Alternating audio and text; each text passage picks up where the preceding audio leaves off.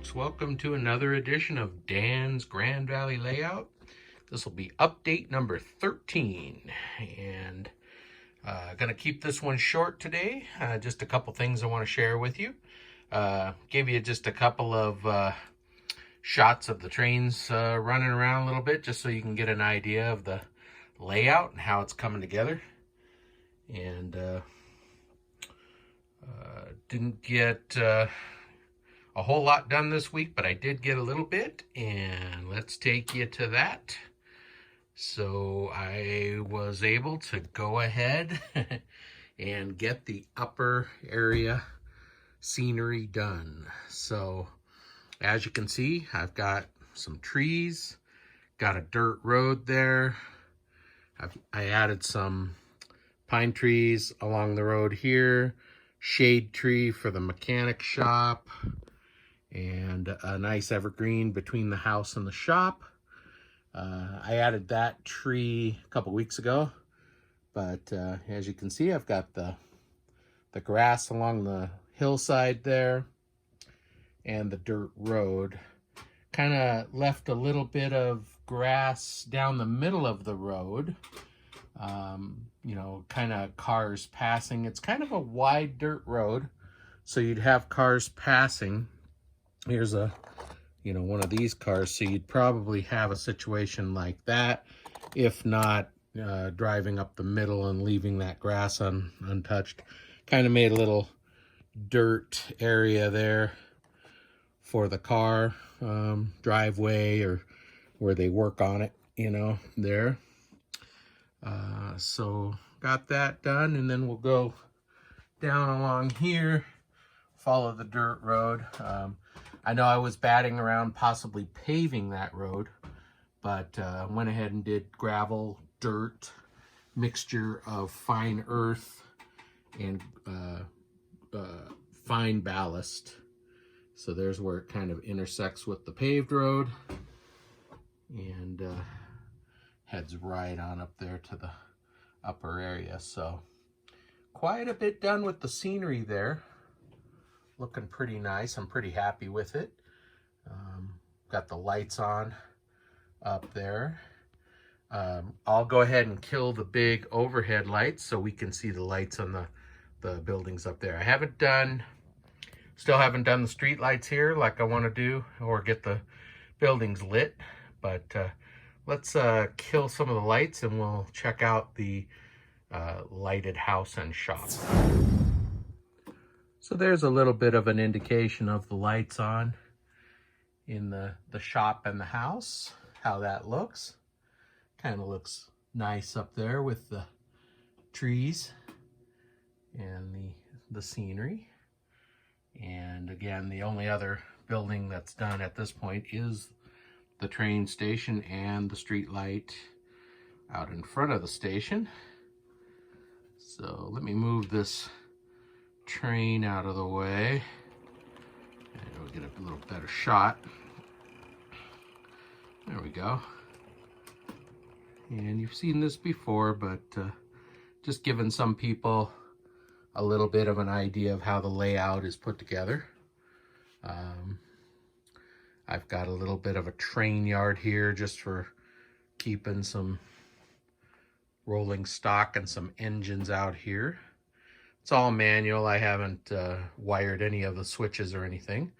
I've got some room for expansion over here where I'm going to continue along here.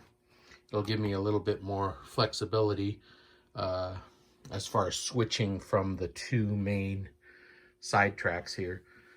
Got a little bit of a limitation with how close these are. I can't put a full train on this bottom run here because I don't have any way to bring it back onto the main line. So some more real estate would be nice, but for right now it's doing what I need it to do, give me a place to have some trains off to the side and stuff. So I'll go ahead and switch the lights back on. I don't know that I ever talked about the shop lights that I use. They're just LED shop lights with pull chains, and you can see they're moving because I just flipped them on. but I've got them, 2 of them, over the layout. And actually, let me just step back here a minute.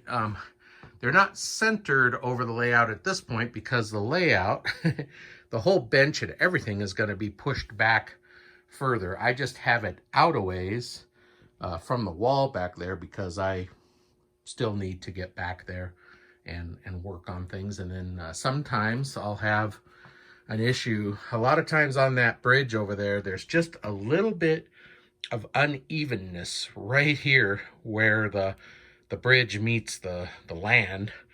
And that's something you have to watch out for when you're building this kit. If there's an uneven situation in the track, it'll derail your cars, or it'll actually uncouple your cars. So I have an issue with my track cleaning tanker car, this one here, and if it's connected to this GP50 here, it'll uncouple on that bridge over there. And I've changed the couplings so that they're under shank, so they're lower.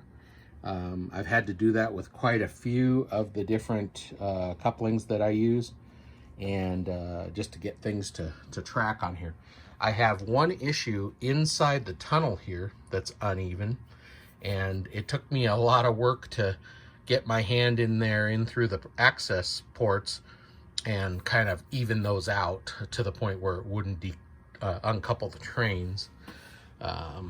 So I actually bought a really nice Walthers sound, DCC and sound locomotive a couple months ago, but it wouldn't run on my layout here.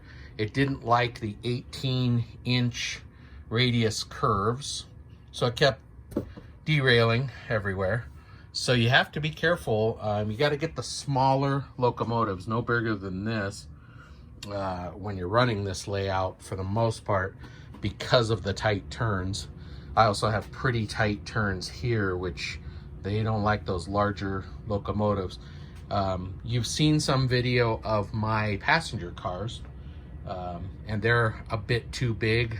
Some of them rub the walls inside the tunnels, and they come uncoupled, and they're pretty old, so they need a lot of work to be able to track on my layout. So that's in the future too, is working on those cars.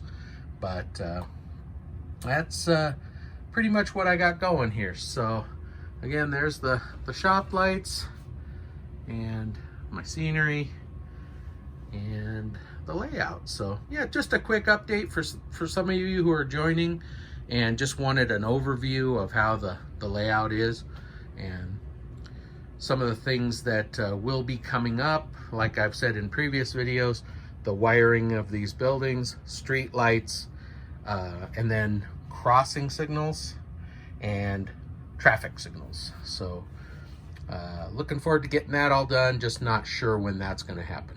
But anyway, that's all I've got for you this week. Give you a couple of operational videos to take us out, but thank you so much for the new subscribers. Hope you're enjoying. Please share, please like and subscribe, and drop me a note. I read them all, I respond to them all. And again, if you have any requests for something you'd like me to cover, please let me know. And thanks for watching. Appreciate it. See you next time.